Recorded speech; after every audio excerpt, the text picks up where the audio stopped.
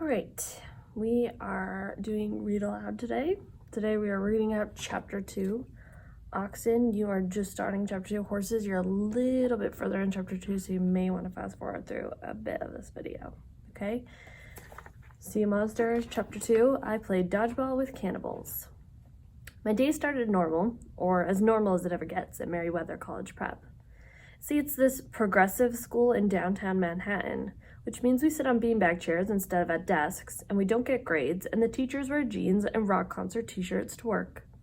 That's all cool with me. I mean, I'm ADHD and dyslexic like most half-bloods, so I'd never done that great in regular school even before they kicked me out. The only bad thing about Merriweather was that the teachers always looked on the bright side of things, and the kids weren't always, well, bright. Take my first day today, English. The whole middle school had to read this book called Lord of the Flies, where all the kids get marooned on an island and go psycho. So, for our final exam, our teacher sent us out into the break yard to spend an hour with no adult supervision to see what would happen. What happened was a massive wedgie contest between the 7th and 8th graders, 2 pebble fights, and a full tackle basketball game. The school bully, Matt Sloan, led most of those activities. Sloan wasn't big or strong, but he acted like he was. He had eyes like a pit bull and shaggy black hair, and he always dressed in expensive but sloppy clothes, like he wanted everybody to see how little he cared about his family's money.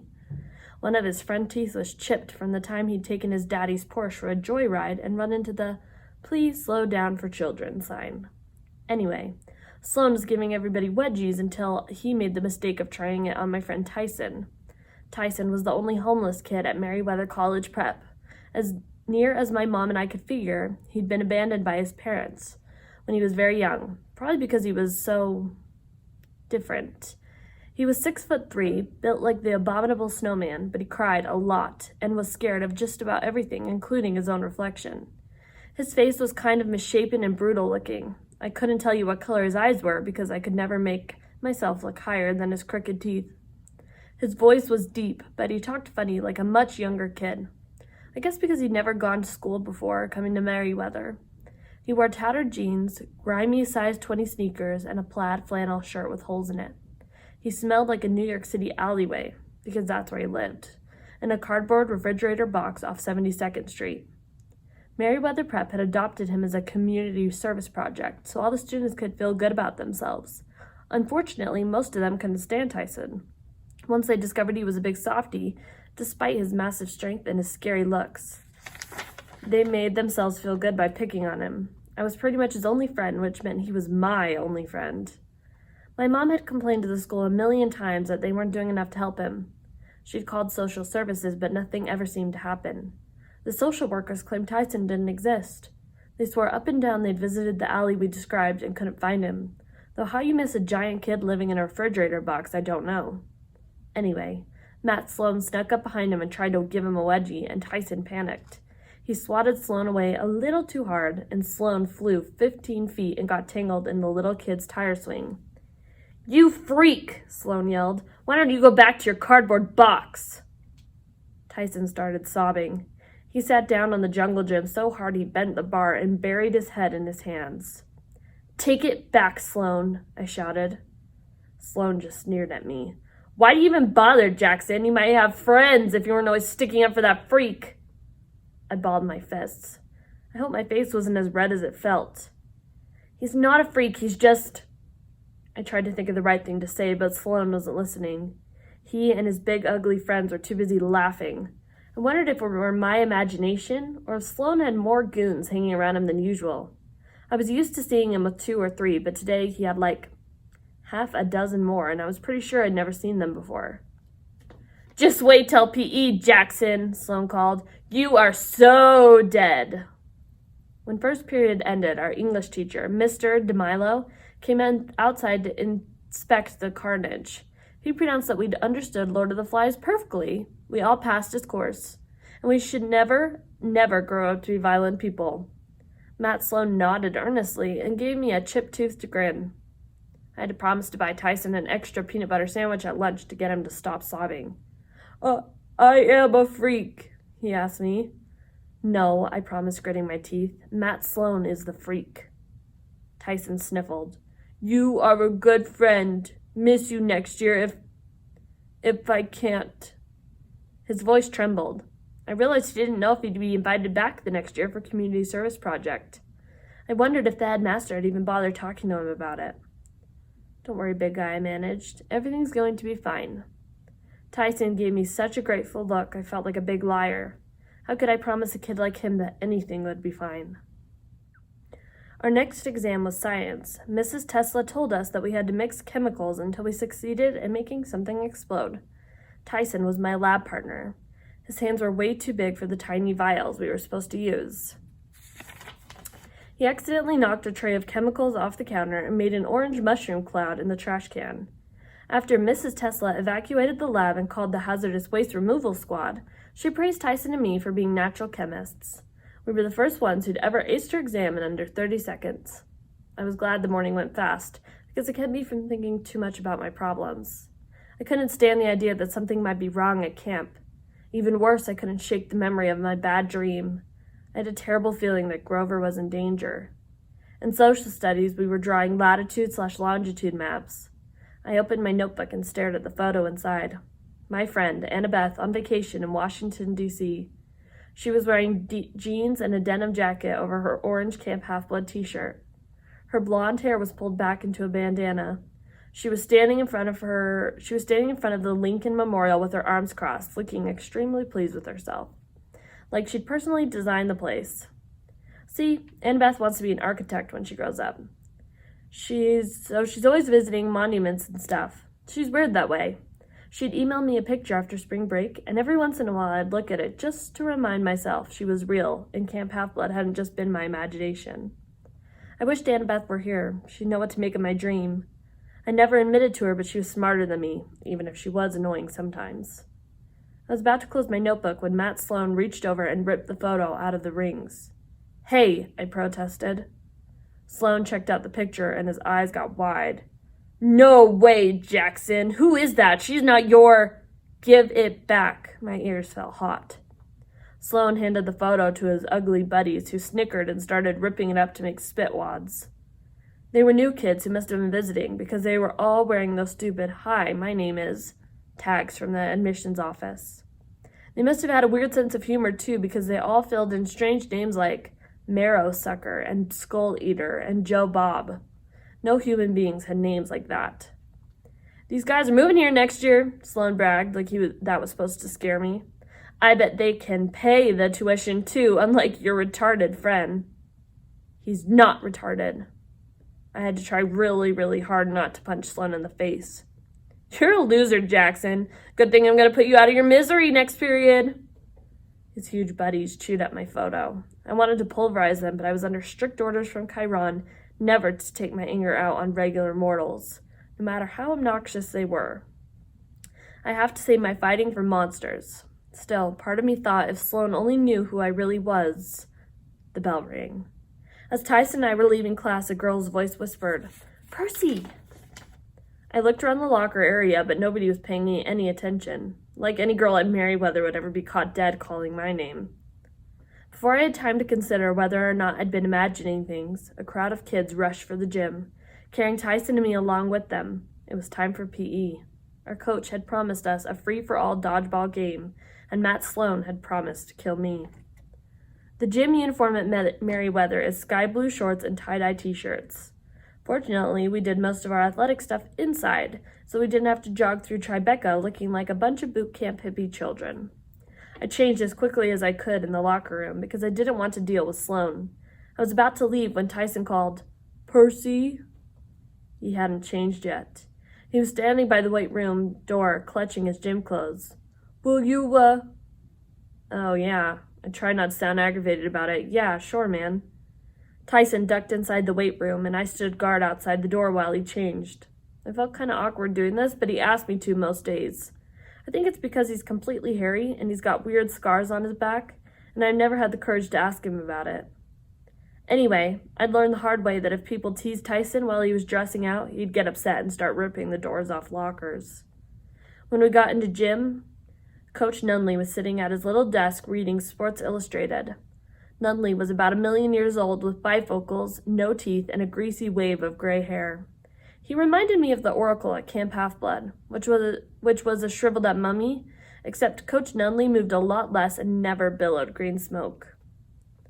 Well, at least not that I'd observed. Matt Sloan said, "Coach, can I be a captain?" "Nah." Coach Nunley looked up from his magazine. "Yeah," he mumbled. Sloan grinned and took charge of picking. He made me the other team's captain, but it didn't matter who I'd picked, because all the jocks and popular kids moved over to Sloan's side. So did the big group of visitors. On my side, I had Tyson, Corey Baylor, the computer geek, Raj Mandali, the calculus whiz, and half a dozen other kids who always got harassed by Sloan and his gang. Normally, I would have been okay with just Tyson. He was worth half a team almost by himself. But the visitors on Sloan's team were almost as tall and as strong-looking as Tyson, and there were 6 of them. Matt Sloan spilled a cage full of balls in the middle of the gym. "Scared," Tyson mumbled. "Smell funny." I looked at him. What smells funny? Because I didn't figure he was talking about himself. "Them," Tyson pointed at Sloan's new friends. "Smell funny." The visitors were cracking their knuckles, eyeing us like it was slaughter time. I couldn't help wondering where they were from, someplace where they fed kids raw meat and beat them with sticks. Sloan blew the coach's whistle and the game began. Sloan's team ran for the center line. On my side, Raj Mandali yelled something in Urdu, probably "I have to go potty," and ran for the exit. Corey Baylor tried to crawl behind a wall mat and hide. The rest of my team did their best to cower in fear and not look like targets. "Tyson," I said, "let's go." A ball slammed into my gut. I sat down hard in the middle of the gym floor. The other team exploded in laughter. My eyesight was fuzzy. I felt like I'd just gotten the Heimlich maneuver from a gorilla.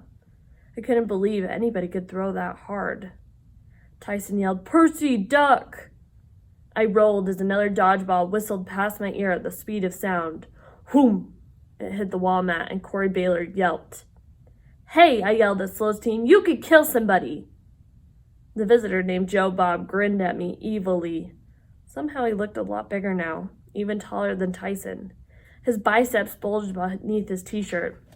"I hope so, Perseus Jackson, I hope so." The way he said my name sent a chill down my back.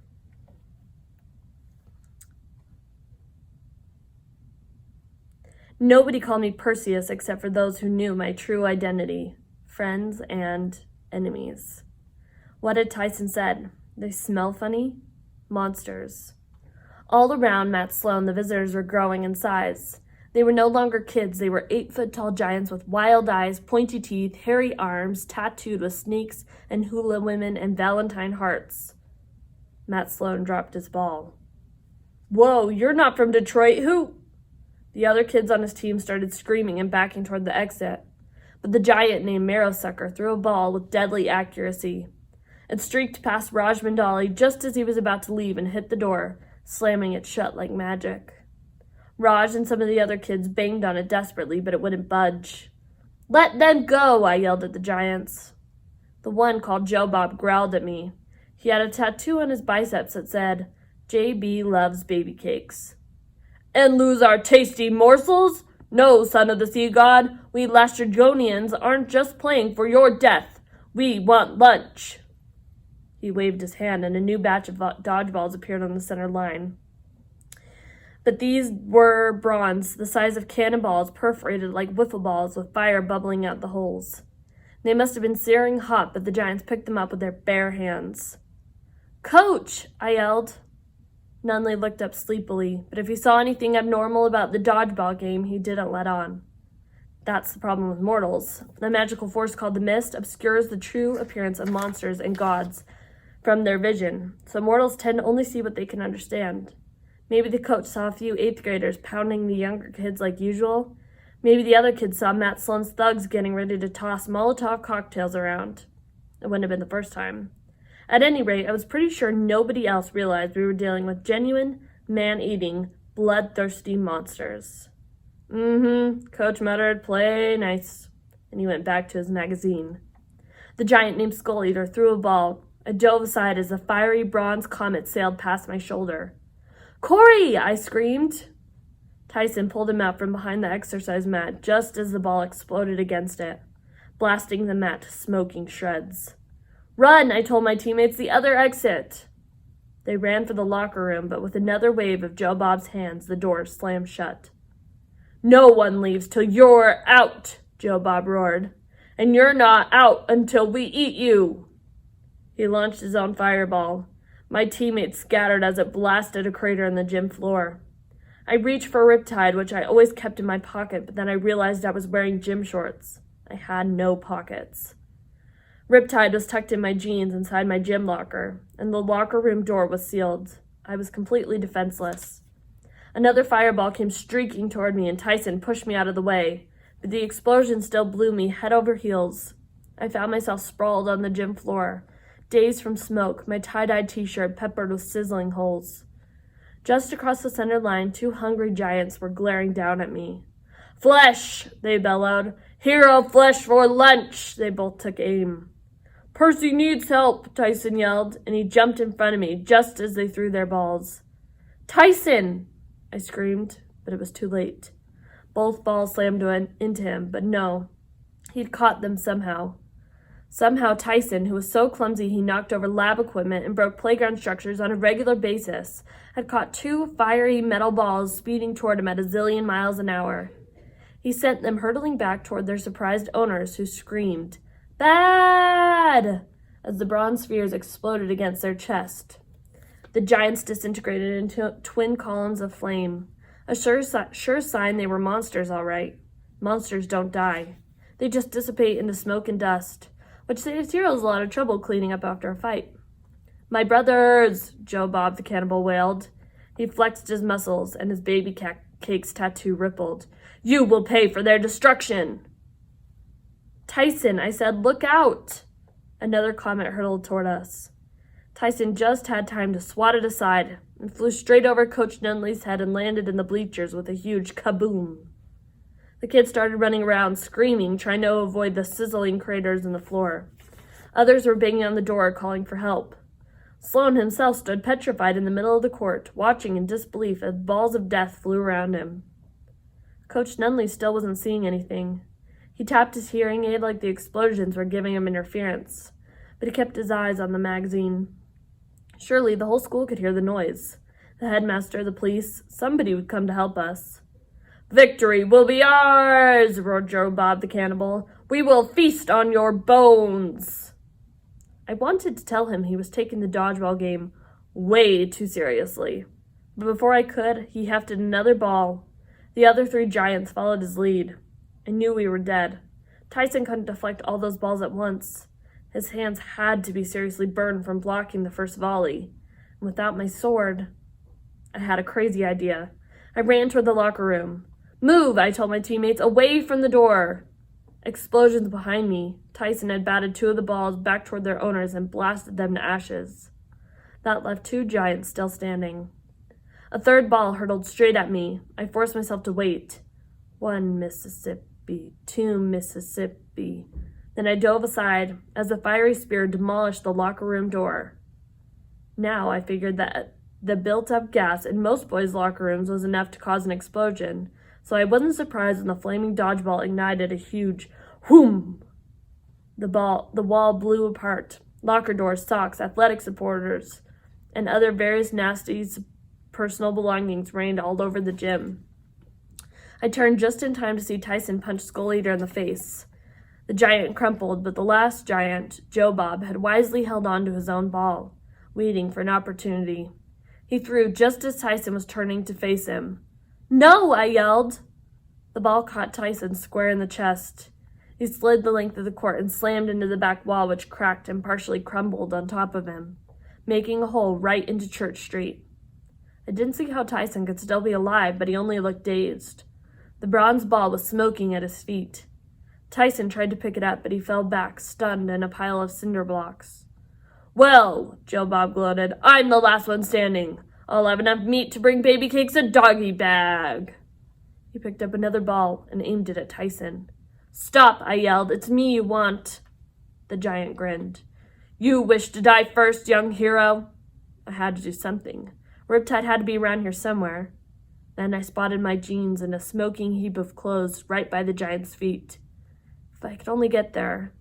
I knew it was hopeless, but I charged. The giant laughed. "My lunch approaches!" He raised his arms to throw, and I braced myself to die. And suddenly the giant's body went rigid. His expression changed from gloating to surprise, and right where his belly button should have been, his t-shirt ripped open and he grew something like a horn. No, not a horn. The glowing tip of a blade. The ball dropped out of his hand and the monster stared down at the knife that had just run him through from behind. He muttered, "Ow," and burst into a cloud of green flame, which I figured was going to make Baby Cakes pretty upset. Standing in the smoke was my friend Annabeth. Her face was grimy and scratched. She had a ragged backpack slung over her shoulder, her baseball cap tucked in her pocket, a bronze knife in her hand, and a wild look in her storm gray eyes, like she'd just been chased 1,000 miles by ghosts. Matt Sloan, who'd been standing there dumbfounded the whole time, finally came to his senses.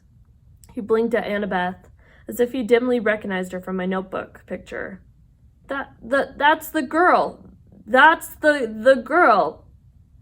Annabeth punched him in the nose and knocked him flat. "And you," she told him, "lay off my friend." The gym was in flames, and kids were still running around screaming.